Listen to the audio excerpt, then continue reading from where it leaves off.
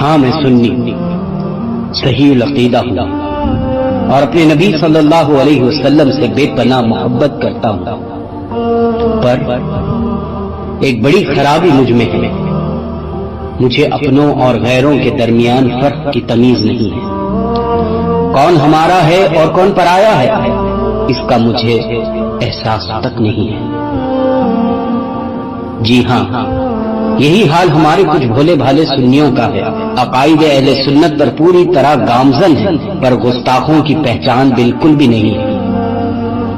کسی کی آواز شیریں لگی، کسی نے ڈھونگی انداز میں چکنی چپڑی باتیں کر لی، عمل کا جھانسا دے دیا اور عشق و محبت کی کچھ ذرا سی بات کر لی تو اسے اپنا ہی سمجھ لیتے ہیں، نہ اس بات کی تحقیق گوارا کرتے ہیں کہ اس آواز کے پیچھے جو چہرہ ہے وہ کس کا ہے، اور نہ ہی اس کی پرواہ کرتے ہیں۔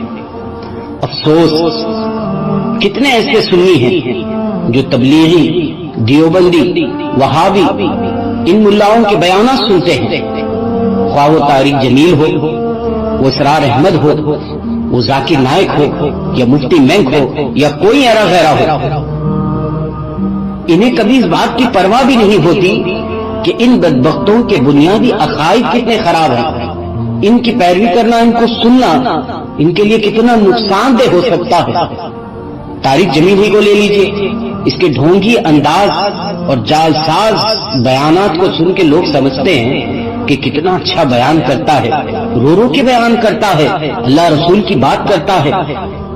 نہ جانے اس کے فریب میں کتنے سنی گرفتار ہیں، جبکہ اس بدبخت نے جاں بجاں اپنی تقاریر میں گستاخانہ جملے استعمال کیے ہیں، نقل کفر کفر نباشد، کہیں نبی پاک صلی اللہ علیہ وسلم کو معاذ اللہ فقیر کے لفظ سے یاد کرتا ہے تو کہیں امام حسین، امام علی مقام رضی اللہ تعالیٰ عنہ کو پاگل کے لفظ سے یاد کرتا ہے، کہیں فاروق اعظم کو معاذ اللہ بھیگی بلی کہتا ہے تو کہیں خلیل اللہ ابراہیم علیہ السلام اور کلیم اللہ موسیٰ علیہ السلام کی شان میں بھی گستاخانہ الفاظ اور مذاق بناتا ہے۔ زمین پہ ٹکا دے، وَصَلَّهُ لِلْجَبِينَ، اسماعیل کی وصیت کو قرآن بیان کر رہا ہے، ماتھا زمین پہ رکھنا، سر اوپر نہ ہو، چہرہ اوپر نہ ہو، نظروں سے نظریں ٹکرا کر کہیں تیرا ہاتھ نہ کانپے۔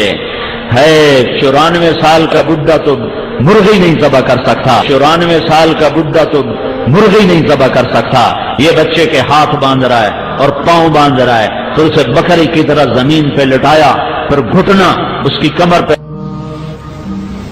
84 سال کی عمر میں، 80 سے 84 برس کی عمر میں کے درمیان بچہ ہوا ہے، جب وہ 5 سے 10 سال کا ہوا ہے اور ابراہیم 90 کراس کر گئے، 90 کا بیریئر کراس کر گئے، جب مرغی کو ذبح کرتے بھی ہاتھ کانپیں۔ 90 برس 92 سال کا بڈھا تو مرغی نہیں ذبح کر سکتا، 90 برس 92 سال کا بڈھا تو مرغی نہیں ذبح کر سکتا۔ لمبا جیسے وہ افریقہ کے کئی میٹر کے سانپ ہوتے ہیں وہ، تو موسیٰ علیہ السلام حیران پریشان، اس نے جب یوں منہ کھولا، موسیٰ علیہ السلام نے لگائی دوڑ، وَلَّا مُدْبِرًا وَلَمْ يُعَقِّبْ، بھاگے ایسا، اللہ بڑا ہنسا ہوگا کہ اللہ نے وہ چال بتائی، وَلَمْ يُعَقِّبْ، بھاگے ایسا، اللہ بڑا ہنسا ہوگا کہ اللہ نے وہ چال بتائی، کہا میرا موسیٰ ایسے بھاگا کہ پیچھے مڑ کے نہیں دیکھا۔ تو پاگل تھا حسین جو سر نیزے پہ چڑھا دیا، دیوانی تھی آل رسول۔ مجھے غسل دے دینا تو تم سارے باہر نکل جانا، سب سے پہلے اللہ میرا جنازہ پڑھے گا۔ تو میں نے جب اس کو آسمانوں پہ بلایا تو میں خود زمین پہ آیا اس کو ساتھ لے جانے کے لیے۔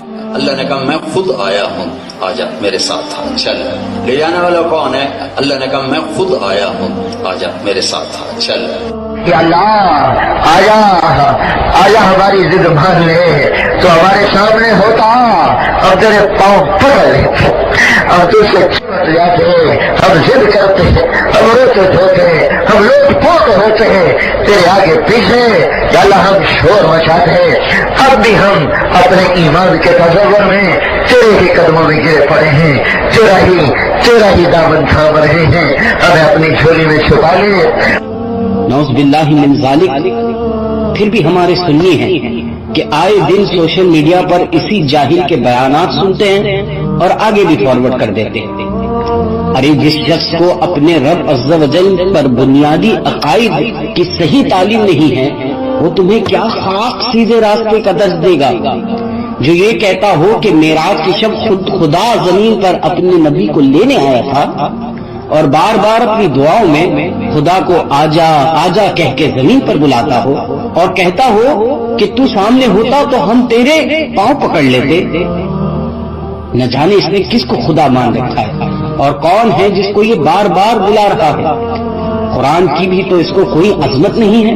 دیکھا نہیں آپ نے کس طرح اپنے چیلے چپاٹوں کے ساتھ بیٹھ کر قرآن کی آیتوں کا مذاق بنا کر خوب ہنسی اور ٹھٹا اڑایا جا رہا ہے۔ یاد رہے کہ قرآن آیت پر مذاق کرنا یا آیتوں کو بطور لطیفہ مذاق سے پیش کرنا، استعمال کرنا، یہ کفر ہے۔ ارے علماء اہل سنت نے بار بار اس کی گستاخیوں سے ہمیں آگاہ کیا، اس کے ویڈیو کلپس اور آڈیوز بھی ہمارے سامنے رکھے، پھر بھی نہ جانے ان بھولے بھالے سنیوں کی آنکھوں پر کون سی پٹی بندھی ہوئی ہے۔ سب دیکھتے ہوئے جانتے ہوئے بھی انجان ہیں۔ ہاں شاید آنکھوں پر کوئی پٹی ہی بندھی ہوگی، کیونکہ طارق جمیل کے بیان سننے سے پہلے اس کی شکل کو اگر ذرا غور سے دیکھ لیتے تو سمجھ میں آ جاتا کہ اس کا چہرہ مقبول ہے یا مردود۔ یقین نہیں آتا تو اس کو غور سے دیکھو، کچھ ہی لمحے میں آنکھ کراہیت سے پھر نہ جائے تو کہنا۔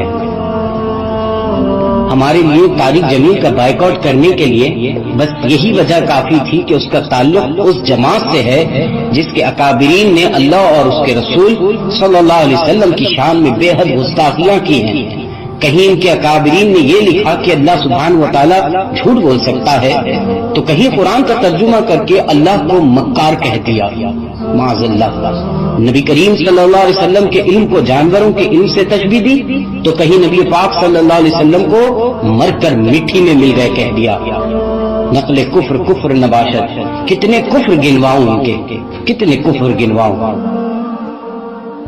ذرا سوچو اگر کوئی تمہارے ماں باپ کو جھوٹا کہے، مکار کہے یا جانوروں کے نام سے پکارے تو تم اس کے ساتھ کیا سلوک کرو گے؟